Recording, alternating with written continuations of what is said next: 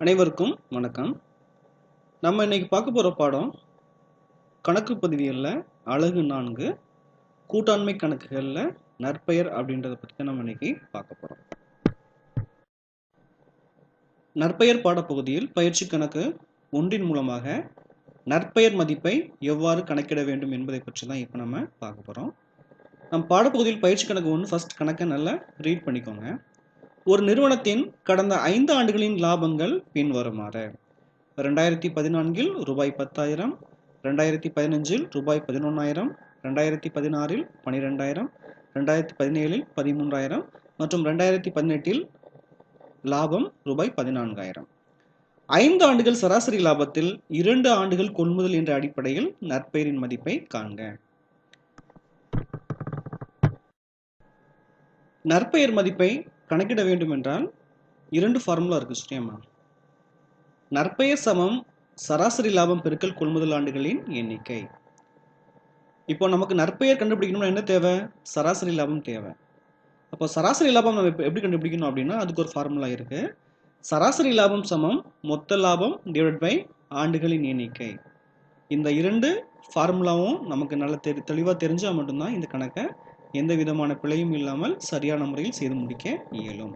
ஆகவே நீங்கள் நினைச்சுங்க ஃபர்ஸ்ட் இந்த 2 ஃபார்முலாவும் நல்ல தரவா படிச்சுக்கோங்க. முதலில் சராசரி லாபம் எவ்வாறு கணக்கீடு செய்யப்பட வேண்டும் அப்படின்றத நம்ம இப்போ பார்க்கலாம். சராசரி லாபம் நான் கண்டுபிடிக்கணும் அப்படின்னா அதுக்கு ஒரு ஃபார்முலா இருக்குது. அது என்னன்னு பார்த்தீங்கன்னா சராசரி லாபம் சமம் மொத்த லாபம் டிவைட் பை ஆண்டுகளின் எண்ணிக்கை. மொத்த லாபம் அப்படின்னா வேற ஒன்றும் இல்லை, அந்த 5 ஆண்டுகளின் லாபங்களோட கூட்டுத்தொகை தான் சரியாமா? அதாவது 2014, 2015, 2016, 2017 மற்றும் 2018 ஈட்டிய லாபங்களோட கூட்டுத்தொகை தான் எனது மொத்த லாபம் டிவைட் பை ஆண்டுகளின் எண்ணிக்கைனா எத்தனை ஆண்டுகள் லாபங்கள் கொடுத்துருக்காங்க? 5 ஆண்டுகள் லாபங்கள் கொடுத்துருக்காங்க. அதுதான் எனது ஆண்டுகளின் எண்ணிக்கை. இப்போ நம்ம என்ன பண்றோம் அப்படின்னா அந்த 5 ஆண்டுகளின் லாபங்களை கூட்டணும் சரியாமா? அந்த 5 ஆண்டுகளின் லாபங்களை கூட்டும் போது நமக்கு கிடைக்கக்கூடிய தொகை எவ்வளவுன்னு பார்த்தீங்கன்னா 60,000 ரூபாய் கிடைக்குது. அப்போ மொத்த லாபம் நமக்கு எவ்வளவு கிடைச்சிருக்குது? ரூபாய் 60,000 டிவைட் பை ஆண்டுகளின் எண்ணிக்கை எத்தனைமா? 5.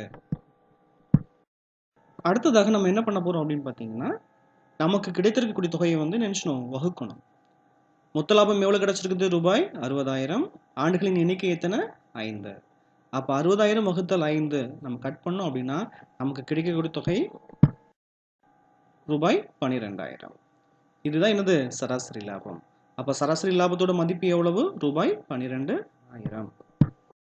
அடுத்ததாக நற்பெயர் கண்டுபிடிக்கிற என்ன ஃபார்முலா அப்படின்னு பார்த்தீங்கன்னா நற்பெயர் சமம் சராசரி லாபம் பெருக்கல் கொள்முதல் ஆண்டுகளின் எண்ணிக்கை. நம்ம ஏற்கனவே சராசரி லாபத்தோட மதிப்பு கண்டுபிடிச்சிருக்கோம்.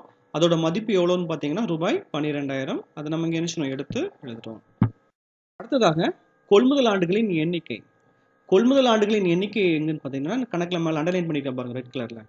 5 ஆண்டுகள் சராசரி லாபத்தில் 2 ஆண்டு கொள்முதல் அப்படின்னு கொடுத்துருக்காங்க. அப்போ கொள்முதல் ஆண்டுகளின் எண்ணிக்கை எத்தனைன்னு பார்த்தீங்கன்னா 2. அப்போ சராசரி லாபம் எவ்வளவு?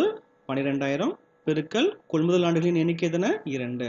அப்போ 12,000 பெருக்கல் 2 நம்ம பெருக்கணும் அப்படின்னா நமக்கு கிடைக்கக்கூடிய தொகை எவ்வளவுமா? ரூபாய் 24,000. இதுதான் எனது நற்பெயரோட மதிப்பு.